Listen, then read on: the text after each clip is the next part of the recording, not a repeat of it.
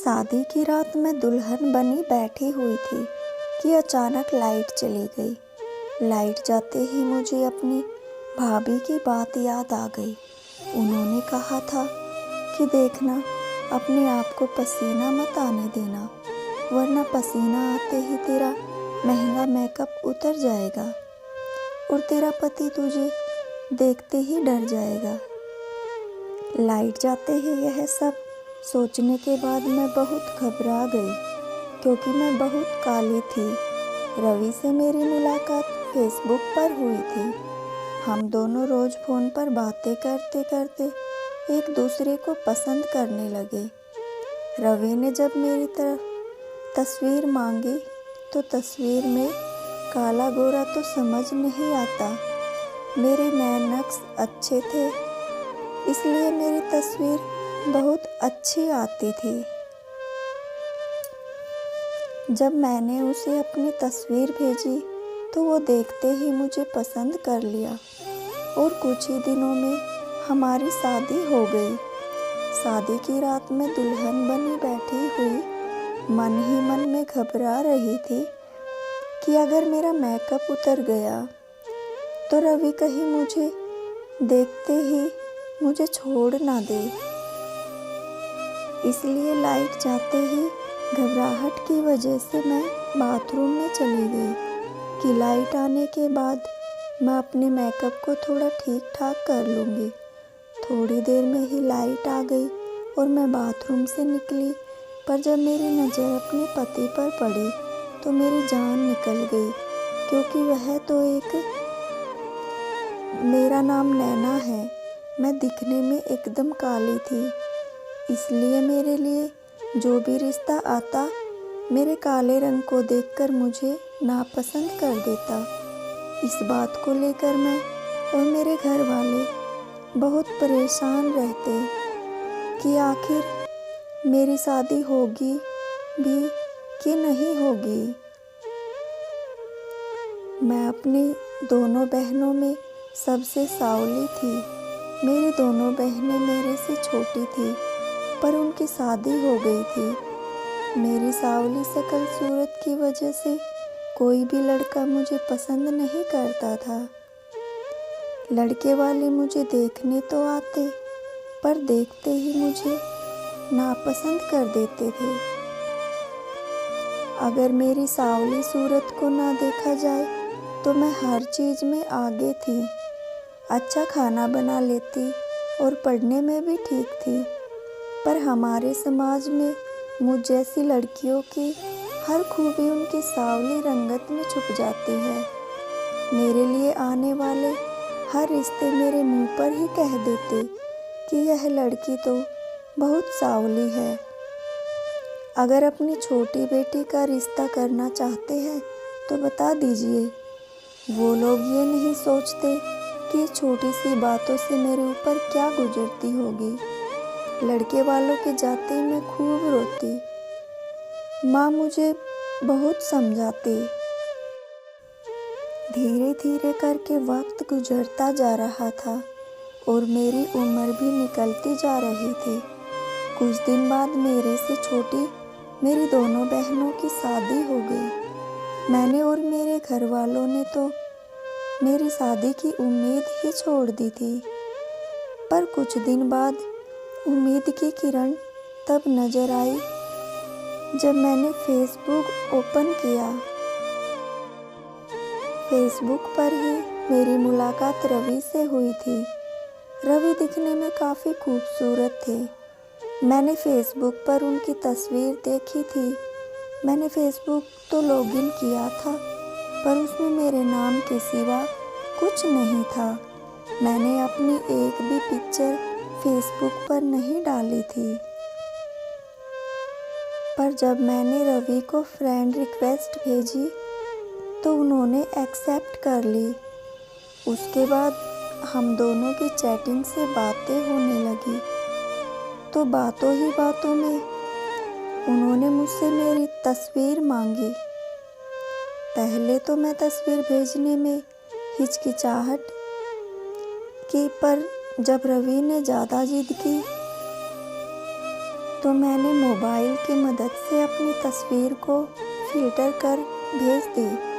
मेरे नैन नक्श तो बहुत सुंदर थे, पर कलर ही सांवला था, और फ़िल्टर करने के बाद मेरी तस्वीर बहुत खूबसूरत आई। मेरी तस्वीर देखने में ही रवि मेरी बहुत तारीफ़ करने लगे। काफ़ी दिनों तक हमारी फेसबुक पर बातें हुई। उसके बाद रवि ने मुझे प्रपोज कर दिया। तो मैं यही चाहती थी। जब यह बात मैंने अपनी माँ को बताई और रवि के बारे में सब कुछ बताया कि रवि एक सॉफ्टवेयर कंपनी में इंजीनियर है और मुझे पसंद करते हैं, तो माँ भी बहुत खुश हुई। उन्होंने फ़ोन पर रवि के घर का एड्रेस लिया। पता पाने के बाद माँ और भैया रवि को देखने रवि के घर गए। मैं बहुत खुश थी, पर ना जाने क्यों माँ जब उधर से आई तो बहुत उदास थी। मैंने जब माँ से पूछा, माँ क्या हुआ, उन लोगों ने क्या कहा, तो दबे शब्दों में माँ ने कहा, कुछ नहीं, वो लोग तुमसे शादी करने को तैयार है और शादी सादगी से करना चाहते हैं। यह बात सुनकर मेरे मन में कुछ खटका, क्योंकि रवि घर के इकलौते बेटे थे और वह भी शादी सादगी से करना चाहते हैं। यह क्या बात हुई? पर कुछ भी नहीं, मेरी शादी इतनी मुश्किल से और इतने दिन बाद हो रही थी। हम लोगों ने लड़के वालों को हर बात के लिए, और कुछ ही दिनों में मेरी और रवि की शादी हो गई। शादी होने से पहले मैंने माँ से एक बात कही कि माँ, अगर वो लोग अपनी इतनी शर्तें मनवाना चाहते हैं तो हमारे तरफ से उन्हें एक शर्त बता दो कि हमारे घर में लड़कियों की शादी पर्दे में होती है। पर्दे में शादी होने से बिना किच-किच के मेरी शादी भी हो जाएगी और किसी को पता भी नहीं चलेगा कि मैं इतनी बदसूरत हूँ। और शादी होने के बाद क्या है, जब शादी हो जाएगी तो मैं अपने प्यार और गुण से अपने पति को अपना बना लूँगी। माँ ने कुछ कहे मेरी बात मान ली और लड़के वालों को बता दिया कि हमारे घर पर शादी पर्दे में होगी। लड़के वालों ने भी हमारी यह शर्त मान ली। कुछ दिन बाद मेरी और रवि की शादी हो गई। शादी होने के बाद भाभी मेरे कमरे में आई और मुस्कुराकर मुझसे कहने लगी, देखना नैना, शादी की पहली रात को अपने आप को पसीने मत आने देना, वरना इतना महंगा मेकअप तुम्हारा खराब हो जाएगा।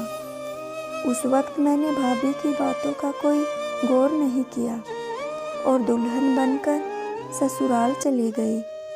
मैं सुहाग की सेज पर बैठी हुई थी, तभी अचानक लाइट चली गई। लाइट के जाते ही मुझे थोड़े बहुत पसीने आने लगे और मुझे भाभी की बात याद आ गई कि देखना, पसीने मत आने देना। लाइट के जाते ही मैं घबराकर बाथरूम में चली गई कि जब लाइट आएगी तो मैं अपने मेकअप को ठीक से कर लूँगी। कुछ ही देर में लाइट आ गई। मैं बाथरूम से बाहर आई तो देखा रवि बेड पर बैठे हुए थे। मैंने आज पहली बार रवि को सामने से देखा था, क्योंकि मैं खुद ही चाहती थी कि मेरी शादी में ज़्यादा तामझाम ना हो, कि लड़के वाले मेरी सांवली रंगत देखते ही मुझे छोड़ दे। मेरे घर वाले ही रवि को देखने रवि के घर आए गए थे और रवि के घर वालों को तो मैं तस्वीर में ही पसंद आ गई थी। इसलिए आज मैं पहली बार सामने से रवि को देखी थी।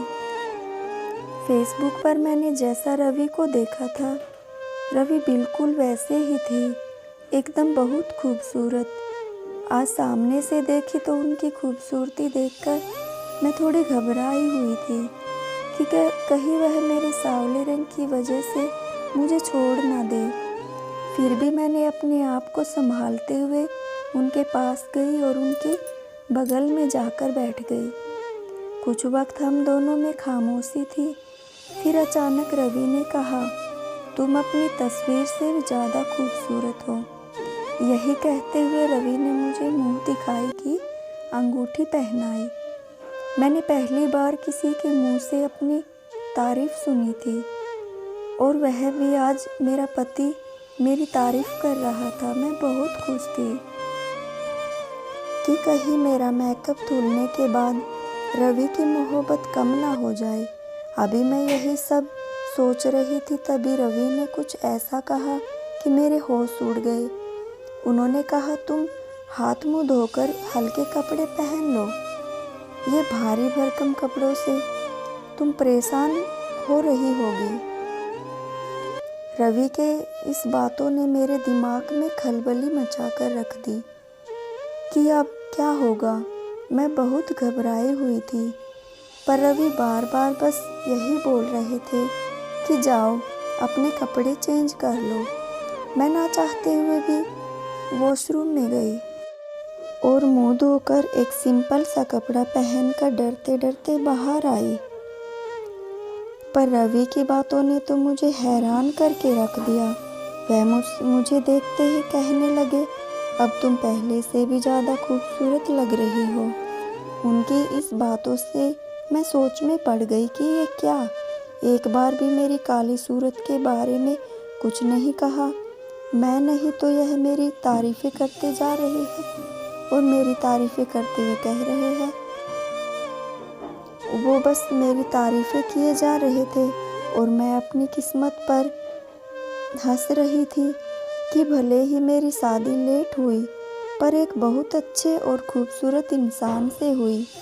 अभी मैं यही सोच रही थी कि दरवाजे पर दस्तक हुई और उस दस्तक ने मेरी ज़िंदगी अंधेरे में करके रख दी। रवि दरवाज़ा खोलने के लिए खड़े हुए तो मैंने देखा रवि स्टैंड के सहारे भटकते हुए चल रहे थे। लोहे के स्टिक के सहारे कमरे का दरवाज़ा खोला। रवि की एक टांग घुटने के नीचे से नहीं थी। यह सब देखकर मैं फूट फूट कर रोने लगी।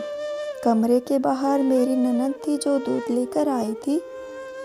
आज मुझे माँ की चुप्पी याद आ रही थी कि जब रवि को देखकर आई थी तो इतनी चुप चुप क्यों थी। मेरे घर के सभी लोगों को पता था कि रवि की एक टांगे नहीं है सिवाय मेरे, पर किसी ने एक बार भी यह बात मुझसे नहीं कही। उन्हें तो ये था कि किसी भी तरह मेरी शादी हो जाए और मैं इस घर से चली जाऊं। यही सब सोचकर मैं फूट फूट कर रो रही थी कि रवि मेरे सामने आकर बैठ गए और कुछ देर मुझे रोते हुए देखते रहे और फिर कहने लगे, क्या तुम्हारे घर वालों ने मेरे बारे में तुम्हें कुछ नहीं बताया था? मैंने तो उन्हें सब कुछ बता दिया था। शायद मेरे रोने की वजह वो जान गए थे। मैंने शिकायत भरे अंदाज में उनसे कहा, पर यह बात आपने पहले मुझे क्यों नहीं बताई? नैना, हमारी शादी पसंद की शादी थी। हमने एक दूसरे के रंग रूप और शरीर की बनावट को देखकर नहीं पसंद किया था। हमने तो एक दूसरे के दिल से मोहब्बत की थी। मुझे भी यह बात आज पता चली कि तुम इतनी सावली हो, पर मैंने तुमसे कोई शिकायत नहीं की, क्योंकि मैं तुमसे प्यार करता हूँ और प्यार करने वाले दिल से प्यार करते हैं, ना ही कि उनके रंग रूप से। यही कहते हुए रवि ने मेरे हाथों को पकड़ा। तभी मैंने उनके हाथों से अपने हाथों को झटकारते हुए सोफे पर जाकर सो गई। मेरी हरकत देखकर कुछ पल वो मुझे खामोशी से देखते रहे और फिर बेड पर लेट गए। धीरे धीरे करके मेरी शादी को 10 से 12 दिन बीत गए, पर मैं रवि से बात नहीं कर रही थी क्योंकि मेरे साथ धोखा किया गया था। घर में मैं सभी से बातें करती, पर रवि से नहीं। रवि जब भी मेरे कमरे में आते तो मेरी खामोशी की वजह पूछते, पर मैं उन्हें कोई जवाब नहीं देती थी। रवि एक सॉफ्टवेयर इंजीनियर थे वह घर से ही लैपटॉप पर काम करते। जब मैंने अपनी खामोशी की कोई वजह नहीं बताई तो वह बिना कुछ कहे अपने काम में बिजी हो गए। मैंने देखा कि रवि अपना हर काम बड़ी मुश्किल से करते। उन्हें अगर कुछ चाहिए होता तो बड़ी मुश्किल से उठते। उन्हें ऐसा करता देख मैं उनकी मदद करना तो बहुत दूर की बात थी, गुस्से से मैं मुंह फेर लेती थी। रवि अगर भूलकर भी मुझसे कोई अपनी चीज़ मांगते तो मैं उन्हें चिढ़कर जवाब देती थी, पर वह मेरी किसी भी बात पर गुस्सा नहीं करते थे, बल्कि मेरी हर खरी खोटी खामोशी से सुन लेते थे। एक दिन रवि ने मुझसे कहा कि मैं काम से कहीं बाहर जा रहा हूँ, अगर तुम्हें मायके जाना है तो मैं तुम्हें छोड़ दूँगा। उनकी यह बात सुनकर मैंने हंसते हुए बोली, क्या आप इस काबिल भी है कि मुझे कहीं ले जा सके? मेरी इस बात पर उनका चेहरा बुझ सा गया। वो कहने लगे, मुझे गाड़ी चलानी आती है। उनकी ये बात मुझे हैरान करके रख दी। फिर मैंने सोचा शायद इनकी गाड़ी ऑटोमेटिक होनी होगी। फिर मैंने सोचा चलो चलती हूँ और देखती हूँ कि ये गाड़ी कैसे चलाते हैं। मैंने देखा गाड़ी नॉर्मल गाड़ियों की तरह ही थी और वो एक पाँव से ही गाड़ी को कंट्रोल करके बड़े सलीके से चला रहे थे। सिग्नल पर गाड़ी खड़ी हुई तो आसपास गुजरने वाली कुछ लड़कियां हम दोनों को हैरत से देखने लगी और हमें देखते हंसते हुए कहने लगी, कैसा खूबसूरत लड़का है और बीवी देखो बिल्कुल काली। मुझे तो तरस आ रहा है बेचारे पर। लड़कियों की बातें हम दोनों ने ही सुनी थी। उनकी बातें सुनकर तो मेरा खून खौल गया। उन लोगों ने मेरे जख्म नए सिरे से ताज़ा कर दिए थे। मेरा चेहरा देखते ही रवि समझ गए कि उन लड़कियों की बातों ने मुझे परेशान कर दिया। वह मुझे समझाते हुए कहने लगे, तुम लोगों की परवाह मत किया करो क्योंकि तुम मेरे लिए बहुत खूबसूरत हो। रवि की यह बात सुनकर मैंने गुस्से में कहा, बस करो, अब मेरी तारीफ़ें करना। एक लड़की के लिए बिल्कुल आसान नहीं होता एक अपाहिज के साथ ज़िंदगी गुजारना। कुछ ही देर में मेरा मायका आ गया। रवि बाहर से ही मुझे छोड़कर जा रहे थे, पर जाते हुए उन्होंने मुझसे कहा, नैना, अगर तुम मेरे साथ खुश नहीं हो तो जो चाहे वो फैसला कर सकती हो। तुम हर फैसले के लिए आज़ाद हो। मेरे लिए वापसी का रास्ता अगर इतना आसान होता तो मैं कब का तुम्हें छोड़ देती। यही कहते हुए मैं गाड़ी से उतर गई और रवि को बिना अंदर बुलाए मैंने दरवाज़ा बंद कर दिया। कुछ दिन मायके में रहने के बाद मुझे एहसास होने लगा कि अब मेरा ठिकाना है या नहीं। 2 दिन मायके में रहने के बाद वापस मैं अपने भाई के साथ ससुराल चली आई। भाई को कुछ काम था तो भाई मुझे बाहर ही छोड़कर वापस चले गए। मैं घर के अंदर गई तो मैंने सुना मेरी सास और ननद तेज लहजों में मेरे ही बारे में बातें कर रही थी। वो रवि से कह रही थी कि तुम में ऐसी कौन सी कमी थी रवि, जो इस काली महारानी को तुमने पसंद किया। तुम्हारी काबिलियत देखकर बहुत लड़कियां तुमसे शादी करने को तैयार थी। अच्छा खासा कमाते हो, घर है, गाड़ी है। तुमने एक बार भी महसूस किया है कि वो तुम्हारे साथ बिल्कुल अच्छी नहीं लगती? काली कलूटी कही कि रवि ने गुस्से में कहा, बस करिए माँ, नैना मेरी पत्नी है और वो कितनी खूबसूरत है यह मेरे से बेहतर कोई नहीं जानता। जब मैं उसके साथ खुश हूँ तो किसी को कोई हक नहीं है उसे कुछ कहने का। खामोशी से उनकी बातें सुनने के बाद मैं सीधा अपने कमरे में चली गई। और मुझे अपनी गलती का शिद्दत से एहसास होने लगा। मैं अभी यही सब सोच रही थी, तभी रवि कमरे में आए और मुझे देखकर हैरान हो गए और पूछने लगे, तुम कब आई? मैंने कहा, सही वक्त पर पहुंच गई। फिर मैं उनके करीब आई और सहारा देते हुए मैंने उन्हें बेड पर बिठाया और खुद फर्श पर उनके पैरों के पास बैठ गई। वो मुझे यूँ अपने पैरों के पास बैठा हुआ देखकर वो हैरान हो गए। नैना, तुम यहाँ पर क्यों बैठी हो? उनके इस बात पर मैं फूट फूट कर रोने लगी। आज मुझे एहसास हो गया था कि रवि ने मुझसे सच्चा प्यार किया था, इसलिए मेरे अंदर की कोई भी कमी उन्हें कमी नहीं लगती थी और मैं थी कि बस उनमें कमियां निकालती जा रही थी। मुझे अपनी गलती का एहसास हो गया था। मैंने रवि से माफ़ी मांगी और आज मैंने रवि को अपना सब कुछ सौंप दिया। आज मैं उनके साथ बहुत खुश हूँ क्योंकि वह एक बहुत अच्छे इंसान है और सबसे बड़ी बात तो यह है कि वो मुझसे बहुत प्यार करते हैं।